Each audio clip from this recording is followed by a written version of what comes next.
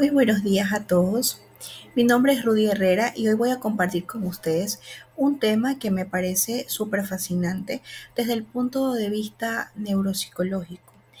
Justamente es la adicción al cibersexo. En mi artículo escogido, que tiene como nombre Evidencia electrofisiológica de sesgo atencional temprano hacia imágenes sexuales. Vamos a ver qué es lo que sucede en el cerebro cuando alguien justamente desarrolla esta condición.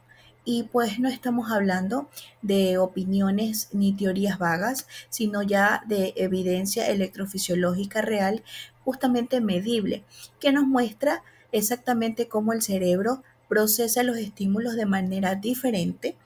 Y pues vamos a empezar. Primero, necesitamos entender la magnitud del fenómeno que estamos justamente exponiendo. Los números son claros. El 87% de los hombres consume pornografía al menos una vez al mes.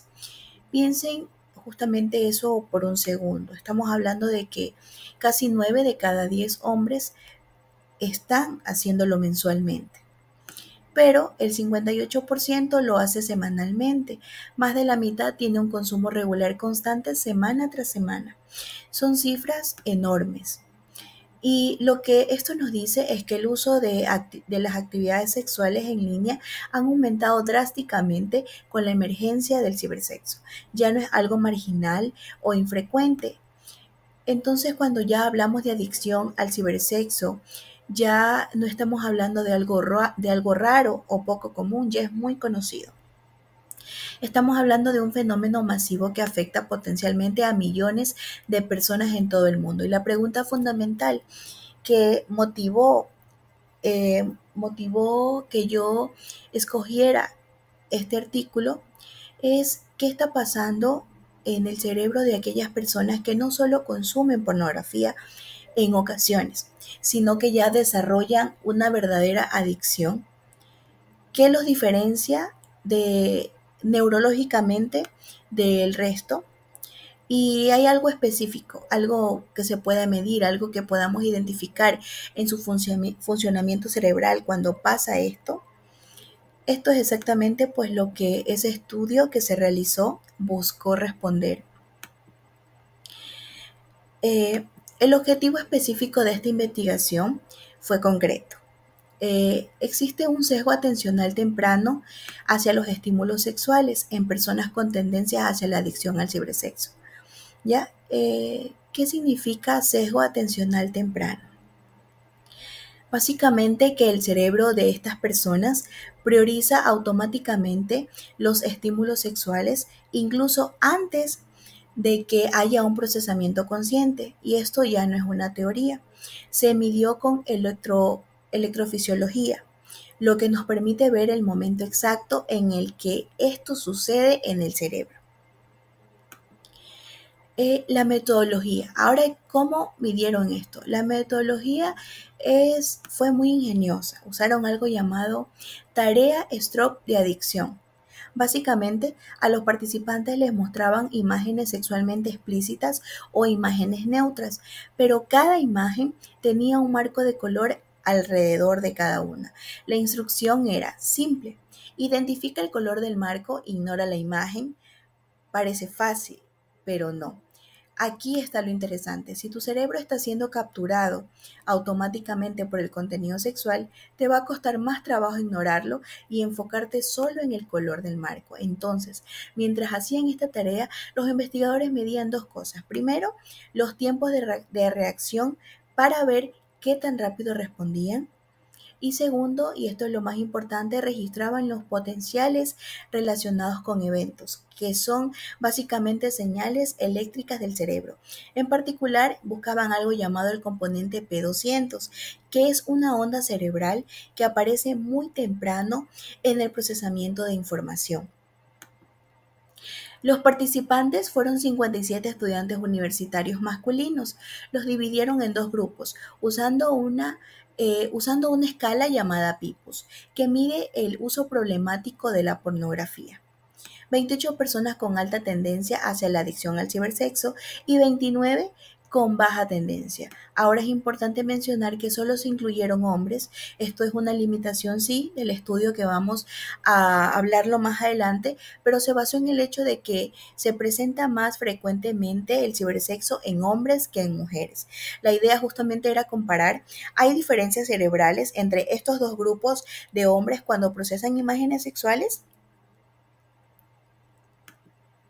Además, tenemos los resultados conductuales.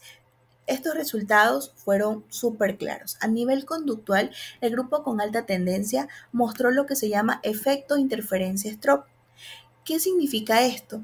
Que tardaron significativamente más tiempo en identificar el color del marco cuando la imagen era sexual.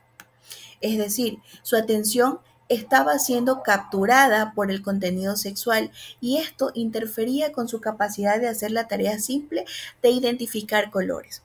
En el grupo con baja tendencia esto no pasó. Ellos podían ignorar el contenido de la imagen sin ningún problema.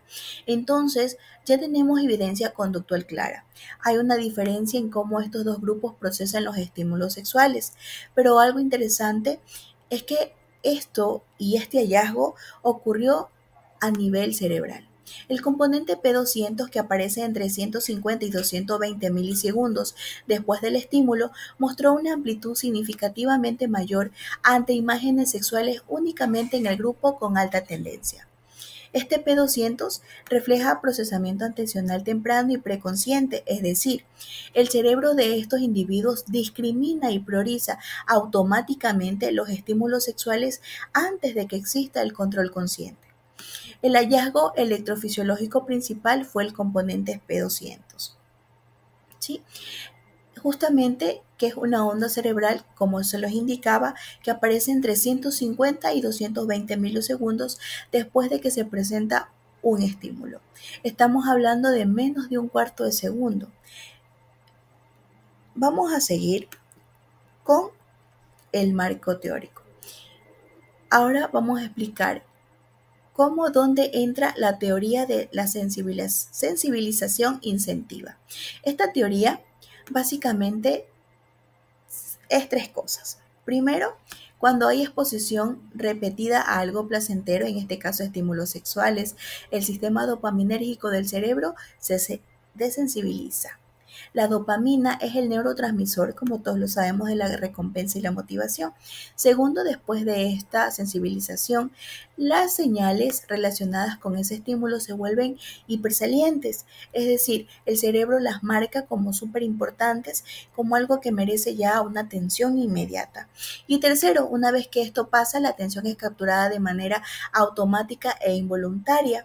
Ya no es una decisión consciente, es un proceso ya neurobiológico automático. Esto es exactamente lo que vemos con adicciones a sustancias también. El cerebro, justamente a una persona adicta a la cocaína, por ejemplo, reacciona automáticamente a señales relacionadas con la droga. Y lo que este estudio demuestra es que lo mismo pasa con la adicción al cibersexo. Y si vamos a un nivel más profundo, estudios de neuroimagen han demostrado que áreas específicas del cerebro se activan. Hablamos de la corteza orbitofrontal, que está involucrada en el evaluar recompensas, el estriado ventral, que es la parte central del sistema de recompensa, y toda la vía mesolímbica, que es la autopista justamente por donde pasa la dopamina en el cerebro. Y aquí lo importante justamente es esta activación neuronal es similar a lo que se ve en adicciones a sustancias. No es solo un problema de falta de control o de voluntad débil. Son cambios neurobiológicos reales y medibles que hacen que el cerebro funcione muy diferente. Como todo estudio, este estudio tuvo muchas fortalezas porque es la primera evidencia electrofisiológica directa de sesgo atencional temprano en adición al cibersexo. Nadie había medido esto antes con esta precisión temporal. Segundo, porque combina medidas conductuales, los tiempos de reacción con medidas cerebrales, los potenciales eléctricos. Esto nos da una imagen mucho más completa de lo que está pasando. Y tercero, porque identifica el momento exacto en el que ocurre este sesgo. Justamente como yo les indicaba con el P200, los milisegundos. Eso nos dice que es un proceso muy temprano, muy automático y es un tipo de precisión en lo que nos permite desarrollar intervenciones, en lo que se permitió desarrollar intervenciones específicas. Hubo limitaciones en la cual, pues, como todo estudio, tiene limitaciones importantes que hay que considerar. La primera es que solo se incluyeron a hombres. Esto limita mucho la generalización de los resultados. Si bien es cierto que la adicción al cibersexo es más común en hombres, pero no significa que no afecte a las mujeres. Además, podría haber diferencias importantes en cómo se procesa esto neurológicamente según el género.